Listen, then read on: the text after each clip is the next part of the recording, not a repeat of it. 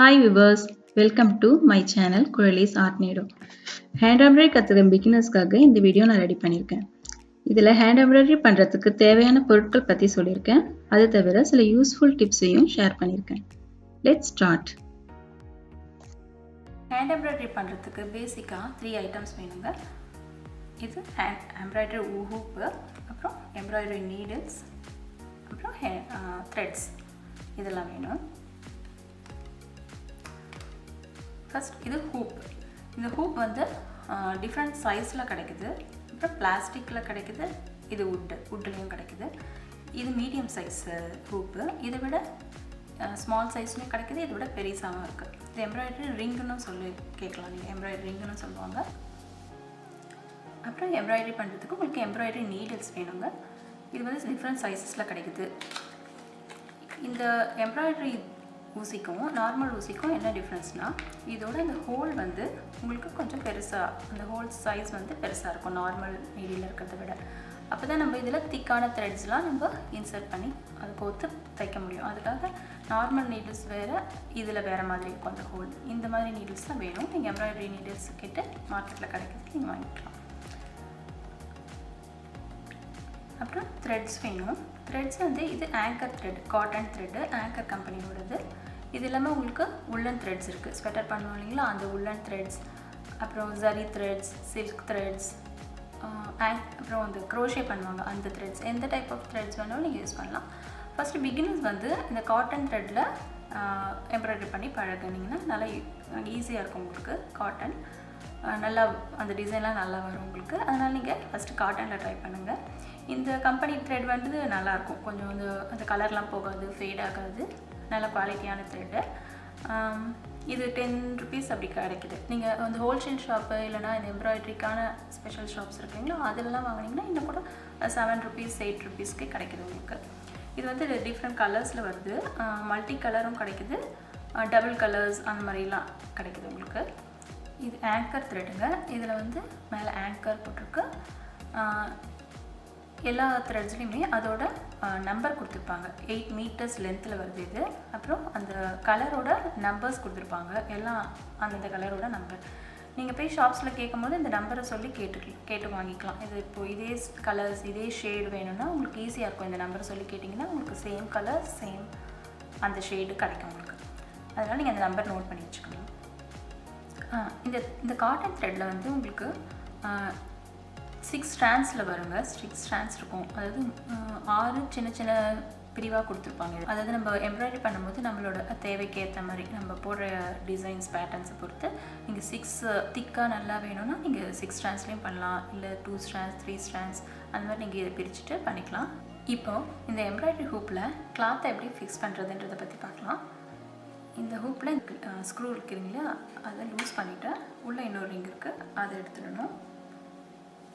அப்புறம் நீங்கள் எந்த கிளாத்தில் எம்ப்ராய்டரி பண்ண போகிறீங்களோ அதை இந்த ஹூப்புக்கு மேலே வச்சுட்டு இப்படி 2 கையால் இந்த கிளாத்தை எப்படி டைட்டாக பிடிச்சிட்டு அதுக்கு மேலே இந்த ரிங்கை இப்படி செட் பண்ணிடணும். ஃபிக்ஸ் பண்ணிவிட்டு அப்புறம் இதை விட்டுட்டு நல்லா டைட் பண்ணிக்கோங்க.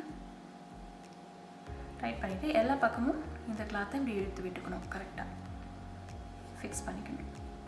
ரொம்ப ஹார்ஷாக எடுத்துடாதீங்க, அதனால் கிளாத்து டேமேஜ் ஆக சான்ஸ் இருக்குது. ரொம்ப ஹார்ஷாக வேணால் மெதுவாக இப்படி எடுத்து விடுங்க. எடுத்து விட்டுட்டு கரெக்டாக இது ரொம்ப டைட்டாக இருந்தால் லூஸ் பண்ணிவிட்டு அப்புறம் நல்லா ஃபிக்ஸ் பண்ணிக்கோங்க. இப்படி தான் இந்த கிளாத்தை ஹூப்பில் செட் பண்ணணும். ஒரு 5 டிப்ஸு சொல்லலான் இருக்குங்க.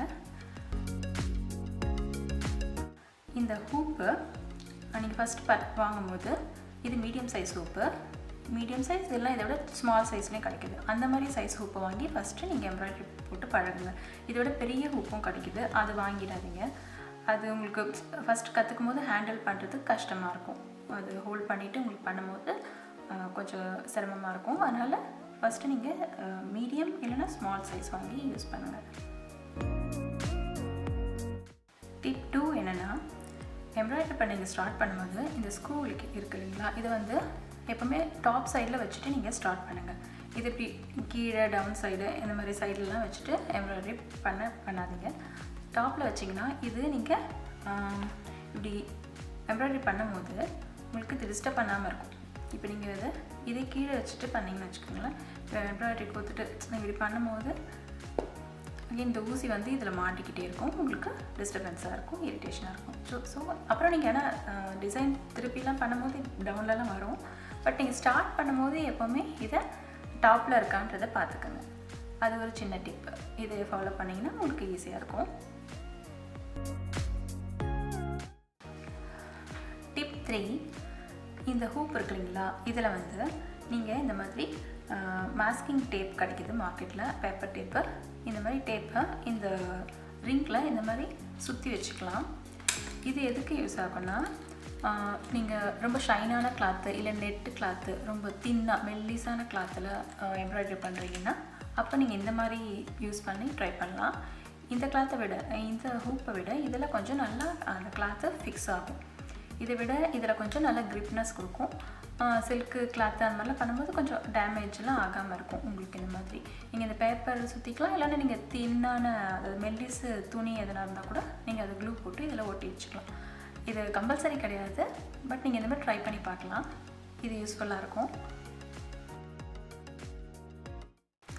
டிப் 4, இப்போது நீங்கள் எம்ப்ராய்டரி பண்ணி முடிச்சிட்டிங்க, இன்றைக்கி முடிச்சிட்டிங்க. இதோட அதுக்கப்புறம் இன்றைக்கி பண்ண போகிறதில்ல, இதோட நாளைக்கு அப்புறம் தான் பண்ண போகிறீங்க அப்படின்னா இந்த கிளாத்தை வந்து இந்த ரிங்குக்குள்ளேயே இப்படியே வச்சிடாதீங்க. என்ன ஆகும்னா இதில் இந்த மார்க் வந்து நல்லா செட் ஆகிடும் இதில். அப்புறம் இது காட்டன் மெட்டீரியல்லாம் இன்னும் நல்லா உங்களுக்கு தெரியும். அது கொஞ்சம் போக கஷ்டமாக இருக்கும் உங்களுக்கு, நல்லா அயர்ன் பண்ணி தான் உங்களுக்கு போகும். ஸோ நார்மலாக நீங்கள் ஒர்க் முடிச்சிட்டிங்கன்னா அன்றைக்கி அந்த கிளாத்தை இதிலேருந்து ரிமூவ் பண்ணிவிட்டு ஹூப்பை மட்டும் வச்சுருங்க. அந்த கிளாத்தோடையே இந்த ஹூப்பை விட்டுடாதீங்க. டிப் 5, நீங்கள் எப்பவுமே எம்ப்ராய்டரி பண்ணும்போது அந்த த்ரெட்டு வந்து கட் பண்ணி கோத்து யூஸ் பண்ணும்போது கொஞ்சம் சின்ன சைஸாக எடுத்துக்கோங்க. அதாவது 50 சென்டிமீட்டர் அந்த மாதிரி ஒரு முழம் அளவுக்கு அந்த அளவுக்கு எடுத்துகிட்டு நீங்கள் நாட் போட்டுட்டு யூஸ் பண்ணுங்கள்.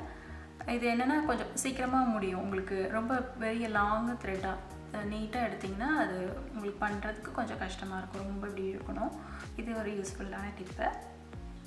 இந்த வீடியோவில் எம்ப்ராய்டரி பண்ணுறதுக்கு தேவையான பேசிக்ஸ் டிப்ஸு, என்னென்ன ஐட்டம்ஸ் வேணும் அதை பற்றிலாம் பார்த்தோம். இந்த வீடியோ உங்களுக்கு யூஸ்ஃபுல்லாக இருக்கும்னு நம்புகிறேன். என்னோட நெக்ஸ்ட் அப்கமிங் வீடியோஸில் என்னென்ன ஸ்டிச்சஸ் இருக்குது அதை எப்படி பண்ணலாம் அப்படின்றத பற்றிலாம் சொல்கிறேன். தேங்க்யூ ஃபார் வாட்சிங். Until then, take care. Bye-bye. Happy stitching.